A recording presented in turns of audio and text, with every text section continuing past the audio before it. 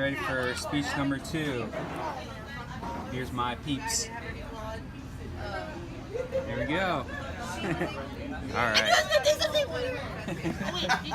I was so bland on that. Alright. We're listening. Okay, so I gathered you guys here today to talk about suicide in the military. The main purpose I brought you here is about the question of like high rates of suicide in the military, and what I want you to get out of this is having an overall awareness and knowledge of it. Now the main question is why?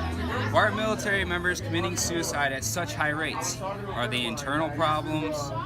Are they external problems? What I mean by internal problems is it's at work, in the military, while you're at your job, and external problems are while they're at home. After my recent research and study, I'm qualified to speak to you about this topic today. Alright, so let's start out with the problems. Let's start with externally.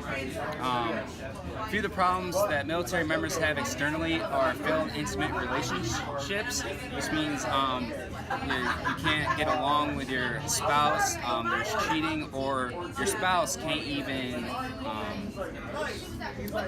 work with your military schedule. Sometimes it's tough for them.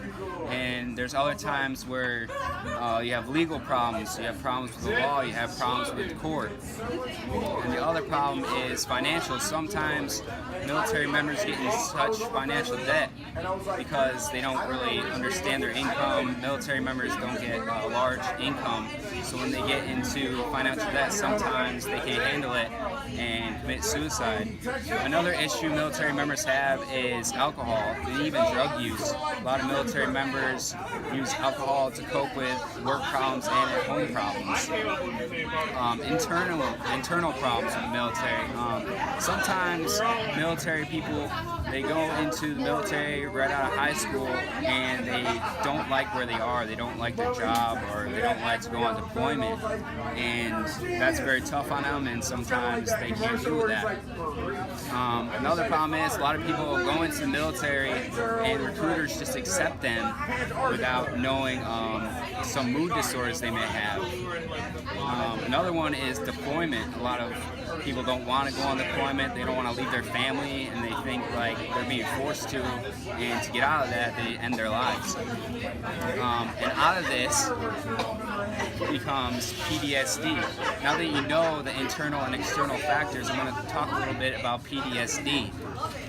From the National Institute of Mental Health, I've come across this information. PTSD is post-traumatic stress disorder. It's caused by shocking, scary, or dangerous experience.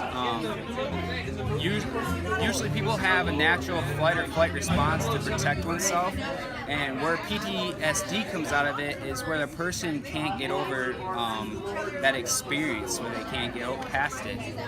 A couple symptoms people have with PTSD are flashbacks, bad dreams, and just frightening thoughts of going places.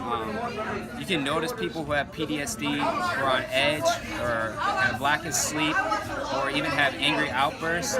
Or people who get PTSD is, say, their friend gets shot on deployment and they feel guilty or blamed for it. So now you know the internal and external factors and a little bit about PTSD. I'm going to give you some statistics that I've covered. Military suicide has raised a huge concern just because in the past decade it has increased massively. Military suicides can be lower than the civilian sector until wartime came along. So when 9/11 happened and the war in Iraq and Afghanistan occurred, more military suicides became prominent. So out of 100 people, 30 of those people were suicide. Out of 100,000 suicides, 30 military members committed suicide. So in 2012, the service record was 1 death every 2.2 days, which is massive. So between 2001 and 2010, the rates of suicide between military members have doubled.